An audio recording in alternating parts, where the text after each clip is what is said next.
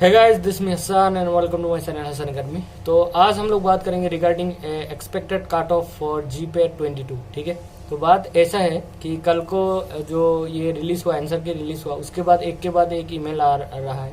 I think रात को 10-12 email आ गया है कि सर मेरा 169 हो रहा है, मेरा 185 हो रहा है, एक तो 220 हो रहा है, फिर भी उसको डाउट है। ठीक है, तो उनका तो मुझे नहीं पता किस बारे में डाउट है, या फिर किसी से फिर से वैलिडेशन लेने की ज़रूरत है 220 होने के बाद भी। ठीक है, और बाकी जो भी 169, 170, 175 उस रेंज में है, हाँ उनको थोड़ा रिस्क रहता है।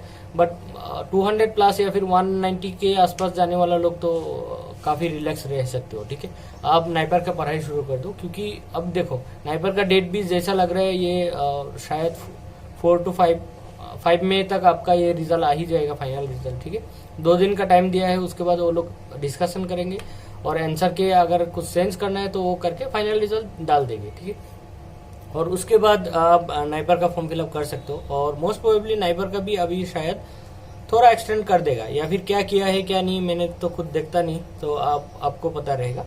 मोस्ट प्रोबेबली एक्सटेंड कर देगा। ठीक है, तो चलो हम लोग इस बारे में बात करते हैं कि एक्सपेक्टेड कट ऑफ एक कितना हो सकता है। ठीक है, और एक बात पहले ही बोल देता हूँ, ये सब जो एक्सपेक्टेड कट ऑफ है ना, ये थोड़ा अंदाजा से लगाया हुआ चीज है। ये कोई ऐसा फिक्स नहीं है कि हसन अकेडमी में ऐसा बोला गया तो इतना ही होना चाहिए, या फिर इतना नहीं होने से फिर मुझे ईमेल वगैरह करके फिर से बोलना मत, हाँ आपने इतना बोला था अब तो हुआ नहीं। अब जो होगा देखा जाएगा, बट एक एक्सपेक्टेड एक रहता है कि इतना हो सकता है। और ऊपर से इस बार हुआ है घपला इन द सेंस जो ये माल प्रैक्टिस वगैरह हुआ है। ठीक है, तो उसके वजह से आप कोई एक्सपेक्ट नहीं रख सकते।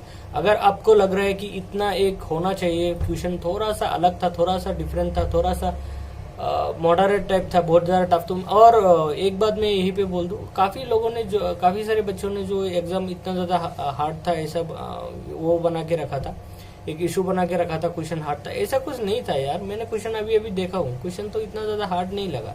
हालांकि सब कुछ आंसर तो मुझे याद नहीं है, और ये पॉसिबल भी नहीं है, इतना दिन से टच में हूँ नहीं तो सब कुछ याद रहेगा। बट काफ़ी सारे क्वेश्चन मैं देख रहा था, इतना ज़्यादा हार्ड नहीं था। हाँ, बात बेसिक से पूछने के लिए कोशिश कर रहा था। जैसे एक क्वेश्चन मैंने देख लिया, वो परफेरिन के बारे में डायरेक्ट पूछ लिया, ये काफ़ी बेसिक होता है। ठीक है, before you know about haemoglobin, myoglobin, all this thing, you should know first of all about porphyrin. वो तो अच्छा हुआ परफेरिन का कि सिर्फ क्या स्ट्रक्चर है उसके बारे में ही पूछा, उसमें तो उसका एरोमेटिसिटी वगैरह के बारे में भी पूछ देता है कि कितना कॉन्जुगेटेड डबल बॉन्ड है, जो कि है 11 डबल बॉन्ड, वो सब भी पूछ देता है, और उसमें बहुत सारी चीजें हैं। अच्छा हुआ इतना डीपली नहीं गया, बट ये काफी बेसिक सा था। लोग एक्सपेक्ट करते हैं कि हीमोग्लोबिन के बारे में पूछेगा, बट इस बार वहां से पूछ दिया, तो ये कोई बहुत ज्यादा टफ नहीं मानूंगा। ठीक है, तो चलो जाते हैं कट ऑफ के बारे में बात करते हैं, और वीडियो को लास्ट तक देखो ताकि चीजों सीखो। हाँ, लास्ट में और एक बात करूंगा कि ये जो क्वेश्चन क्लेम करने का रिगार्डिंग जो भी बात है ना, उससे मेरे को भी एक क्वेश्चन अभी भी दिखाई दिया, किसी ने मुझे स्क्रीनशॉट भेजा, तो इतना क्लियर है नहीं, बाकी आपसे मैं कंफर्मेशन लूंगा कि आखिर में वो क्वेश्चन क्या है। ठीक है, तो देखो सबसे पहले, और लास्ट ईयर का जो भी कट ऑफ है ना, उससे आप कंपेयर डायरेक्ट नहीं कर सकते। एक चीज आप कंपेयर कर सकते हो कि लास्ट ईयर ओबीसी का जितना आ रहा है, या फिर ओबीसी एंड एससी के बीच में गैप कितना मार्क का हो रहा है, जनरल एंड ओबीसी के बीच में कितना गैप होता है, तो उतना एक अप्रोक्स गैप हो सकता है। Gap can be equal, but mark same होगा ये आप बोल नहीं सकते, क्योंकि क्वेश्चन थोड़ा अलग था। बट सेम टाइम ये जो भी ये सब हुआ है ना, इसके वजह से थोड़ा हाई हो सकता है। एनीवे, फिर भी मैं अपना बोलूंगा, आप सुन लेना। तो जनरल को मुझे जितना लगता है 170 से लेकर 180 तक हो जाना चाहिए, 180 का ऊपर नहीं जाना चाहिए। अगर किसी रीजन से 180 का ऊपर जा भी रहे तो मैक्सिमम 185। लास्ट ईयर का कट ऑफ मुझे नहीं लगता क्वालिफाई लास्ट ईयर का कट ऑफ से ऊपर जाना चाहिए, किसी भी हाल पे नहीं जाना चाहिए। बाकी ये घपला के वजह से कुछ हुआ तो उसका जिम्मेदार मैं खुद नहीं। ठीक है, 170 से लेकर 180 तक हो जाना चाहिए। मेरा एक दोस्त ने, जिन्होंने ये एग्जाम देके आया था, उसने एग्जाम देके ही मुझे बोला 174 या फिर 175 तक जनरल का कट ऑफ हो जाएगा। ठीक है, he has lot of experience, पहले भी जीपेट क्वालिफाई कर चुका है, नाइपर से पास हो चुका है, आईआईटी में है, एनआईटी में है, फिर भी कुछ रीजन से देना पड़ता है। जीपेट वगैरह कुछ स्कॉलरशिप का बात रहे थे, तो उन्होंने जब बोला 175 हो जाएगा, मुझे भी लगा हाँ इतना तो हो सकता है, ठीक है। तो ये मेरा मानना है 170 से लेकर 180 के बीच कुछ हो सकता है, ठीक है। इतना रेंज रख दिया, इतना फिक्स तो नहीं बोल सकता। और ऊपर से एक चीज देखो, ईडब्ल्यूएस का काट ऑफ क्या होता है, आपका जो ओवरऑल सीट होता है उनका 10% रिजर्वेशन है। बट ईडब्ल्यूएस का जब पहले ईडब्ल्यूएस नया आया था ना, तब उनका कट ऑफ काफी नीचे रहता था। अभी धीरे धीरे ऊपर जा रहा है। काफी बच्चे पूछते हैं कि ऐसा क्यों हो रहा है, तो उसके पीछे रीजन ये है कि ईडब्ल्यूएस का कैंडिडेट दिन ब दिन इंक्रीज होता ही रहता है, ठीक है। बाकी कास्ट का इंक्रीज नहीं हो रहा है। सपोज एससी एसटी का है, तो एसटी घर से अगर कोई बच्चे आएगा तभी उनका एसटी का फिर से मतलब नंबर ऑफ स्टूडेंट इंक्रीज होगा। बट ईडब्ल्यूएस ऐसा है कि जनरल के अंदर जितना भी लोगों का उस क्राइटेरिया में आता है, पहले तो काफी लोगों को इस बारे में एक्टिव नहीं था या फिर पता भी नहीं था, अभी हर लोगों को पता भी होता है कि ईडब्ल्यूएस बोल के समथिंग है और उसमें रिजर्वेशन मिल रहे हैं। और कुल मिला के देखता है तो अरे हम लोग खुद भी ईडब्ल्यूएस में आ जा रहे हैं, क्योंकि जो ये सिस्टम बनाया गया है, जो भी ये रूल रेगुलेशन बनाया वो बहुत घटिया इन द सेंस उन्होंने बहुत सारा क्राइटेरिया रखा कि आप किस हिसाब से ईडब्ल्यूएस में आ सकते हो। उनमें एक क्राइटेरिया उन्होंने रखा है कि ईयरली अगर 8 लाख से ज्यादा आपका इनकम नहीं है आपका फैमिली का, तो आप आ सकते हो। और जनरली 8 लाख बहुत बड़ा अमाउंट होता है। इंडिया अभी भी इतना ज्यादा रिच है नहीं कि हर जनरल होने से ही हर किसी का घर में 8 लाख हो जाएगा। ऐसे तो आप कास्ट के थ्रू आप जनरल में आ जा रहे हो, बट आपके घर में 8 लाख इनकम नहीं है, तो कुल मिला के घुमा फिरा के आप ईडब्ल्यूएस में आ जा रहे हो, ठीक है। और ये दिन ब दिन इंक्रीज इसलिए हो रहा है क्योंकि लोगों को पता लग रहा है, और बाकी जो भी प्रोसेस है ये सब अभी करने में इंटरेस्टेड दिखा रहे हैं क्योंकि रिजर्वेशन मिल रहे हैं। और ऊपर से इस बारे में इस चीज को लेके अभी ज्यादा कैंडिडेट होने की वजह से कट ऑफ दिन ब दिन इतना ज्यादा फायदा नहीं हो रहा है। तो कुल मिला के मेरा ऐसा मानना है कि ईडब्ल्यूएस को बहुत ज्यादा फायदा नहीं मिलेगा। जनरल से 10 to 15 मार्क ही नीचे रहेगा या फिर ओनली 10 मार्क नीचे रहेगा, ठीक है। तो 150 से लेकर 160 तक हो सकता है। अगर 170 175 जनरल का कट ऑफ हो गया तो मैक्सिमम 15 मार्क नीचे 160 ही हो जाएगा, ठीक है। ईडब्ल्यूएस को इतना फायदा अब आजकल नहीं होने वाला है। और उसके बाद देखो ओबीसी को 150 से लेकर 155 हो सकता है, 5 मार्क का रखा है क्योंकि इसके अंदर हो जाना चाहिए, उसके नीचे नहीं जाना चाहिए। बाकी एससी का है 115 से लेकर 120, ठीक है।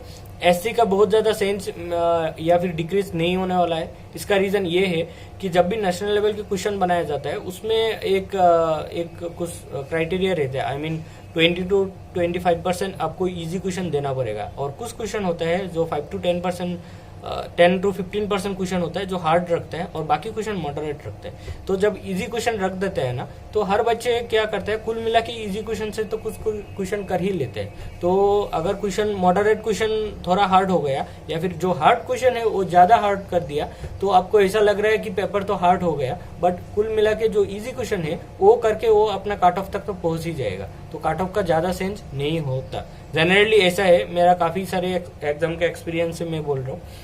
ये है एससी का 115 से लेकर 120, थोड़ा बहुत इधर उधर होगा तो देख लेना। बाकी है एसटी 85 से लेके 90, 85 से लेके 90 का मैं रखा हूँ फॉर एसटी पीपल, ठीक है। और उससे नीचे नहीं जाएगा क्योंकि 80 मार्क 100 मार्क 120 मार्क इतना तो क्वेश्चन आउट ऑफ 500 इजी रहता ही है, ठीक है। तो हर एसटी बच्चे, मेरा ऐसा मानना है कि 80-90 मार्क तो पहुंच ही जाएगा कुछ भी करके। आई मीन जितना थोड़ा बहुत पढ़ के गया है वो लोग तो 80-90 मार्क तक पहुंच ही जाएगा। इवन जनरल बच्चे तो काफी बच्चे 150 तक ऐसे ही पहुंच जाता है, ठीक है। काफी बच्चे थोड़ा मेहनत करने वाला, ऐसे नहीं कि ऐसे ही पहुंच जाता है, सॉरी फॉर डेट, थोड़ा मेहनत करने वाला 150 तक पहुंच जाता है। बट कट ऑफ तक जाने के लिए और थोड़ा मेहनत चाहिए। तो ये तो हो गया overall cut off for GPAT 22, ठीक है। अब एक बात करूंगा कि आप लोग को अगर क्वेश्चन क्लेम करना है ना, तो जो भी प्रोसेस वगैरह है और 200 रुपया देना है, जो क्राइटेरिया है उससे आप एक बार क्वेश्चन क्लेम कर लेना, ठीक है। क्वेश्चन नंबर 99 जो क्वेश्चन आईडी है उसको लेके काफी लोग परेशान है, क्योंकि उसमें 2 चीज दिया है। ऑप्शन 1 में दिया है A B and D, option B में भी दिया है A B and D.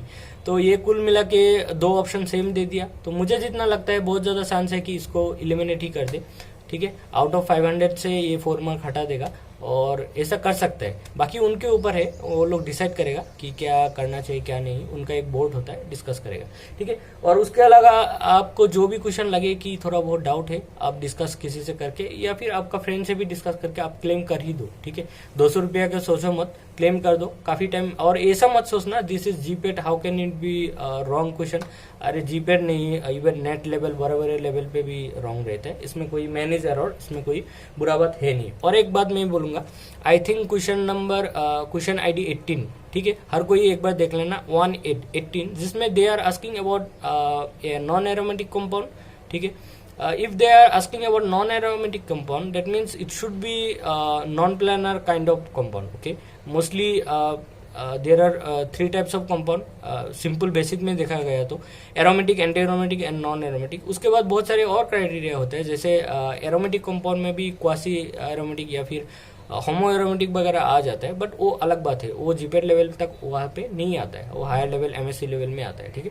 But 18 number question में जो जो ऑप्शन दिया है, मुझे जो एक बच्चे ने भेजा है वो तो क्लियर ही नहीं है। अगर किसी के पास लैपटॉप डेस्कटॉप है, ऑब्वियसली होगा, तो आप लोग वहाँ पे एक बार देख के क्लिक करके मुझे ईमेल करो कि उसमें ओरिजिनली वो पूछने का ट्राई क्या कर रहे हैं, ठीक है। I think they are asking non aromatic, but option क्या दिया है, first option they have given benzene which is universal aromatic, ठीक है, हमेशा एरोमेटिक है और सबसे ज्यादा एरोमेटिक है बेंजीन।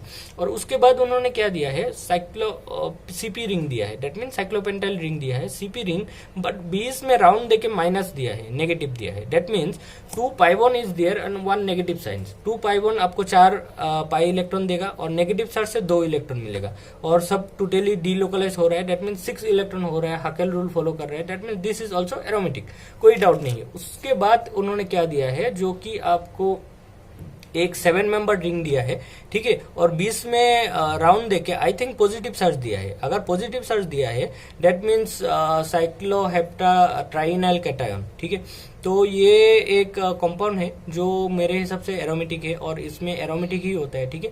तो ये इसमें क्या होता है, साइक्लोहेप्टा रिंग में 7 मेंबर रिंग होता है और उसके बाद 3 पाई बॉन्ड होता है। 3 पाई बॉन्ड के लिए 6 इलेक्ट्रॉन हो गए, उसके बाद पॉजिटिव चार्ज होता है, that is make it planar, sp2 hybridize हो जाता है और पॉजिटिव चार्ज में कोई इलेक्ट्रॉन नहीं रहता। तो यहाँ पे कुल मिला के इलेक्ट्रॉन है 6 electron, which is again following Huckel rule, और ये भी एरोमेटिक होता है, ठीक है। और उसके बाद उन्होंने जो नेक्स्ट दिया है वो एक्चुअली नॉन एरोमेटिक होता है। अगर वो लोग बीच में साइन वगैरह कोई भी पॉजिटिव चार्ज नहीं देता तो that is they are trying to give COT, cyclooctatetraene के बारे में देना चाहता था, और रिंग भी वही है, 8 मेंबर रिंग है, इट्स ओके। बट उन्होंने क्या किया है, उसे राउंड देके 2 पॉजिटिव चार्ज दे दिया। 2 पॉजिटिव चार्ज अगर दे देगा उसका मतलब 3 पाई बॉन्ड होगा और 2 पॉजिटिव चार्ज होगा, ठीक है। 2 पॉजिटिव चार्ज होने की वजह से ये 6 इलेक्ट्रॉन जो है ना, वो तो हाकेल रूल फॉलो कर रहे हैं, ठीक है। अगर वो 2 पॉजिटिव साइन नहीं देता तब क्या होता है, 8 मेंबर रिंग होता और 4 पाई बॉन्ड होता। तो आपको लग रहा है 4 पाई बॉन्ड मतलब 8 इलेक्ट्रॉन और it should be anti aromatic, but anti aromatic नहीं होता है, ठीक है। आप चीजों को समझो, वो जो COT रिंग है ना, साइक्लोऑक्टाटेट्राइन रिंग है, that is not planar at all. वो क्या होता है, टॉप शेप होता है, टॉप शेप होने की वजह से वो नॉन एरोमेटिक हो जाता है, ठीक है। अगर कोई साइन बीच में नहीं देता तब तो ये सही है, यही नॉन एरोमेटिक है। बट उन्होंने क्या किया, 2 पॉजिटिव चार्ज दे दिया, जिसके वजह से 3 पाई बॉन्ड होगा और 2 पॉजिटिव चार्ज दोनों को दोनों sp2 हाइब्रिडाइज होगा, and it makes that compound planar as well as aromatic. तो कुल मिला के ऑल आर एरोमेटिक, ठीक है। तो मुझे तो यही लग रहा है कि कुल मिला के सब कुछ एरोमेटिक है, बाकी स्क्रीनशॉट में मुझे क्लियर दिखाई नहीं दिया। सो आप क्या कर सकते हो, मेरा ईमेल आईडी जो मेरा डिस्क्रिप्शन में मिल जाएगा, ईमेल में आपका लैपटॉप डेस्कटॉप में वो क्वेश्चन निकालो, क्लिक करो और मुझे फिर से भेजो, ठीक है। अगर यही चारों ऑप्शन दिया है तो then I am sure that these are all aromatic compound, and if anyone want to claim I will give reference and all this thing, no need to worry. आप रेफरेंस वगैरह लेके क्लेम भी कर सकते हो। बाकी क्या है क्या नहीं आप एक बार देख लेना।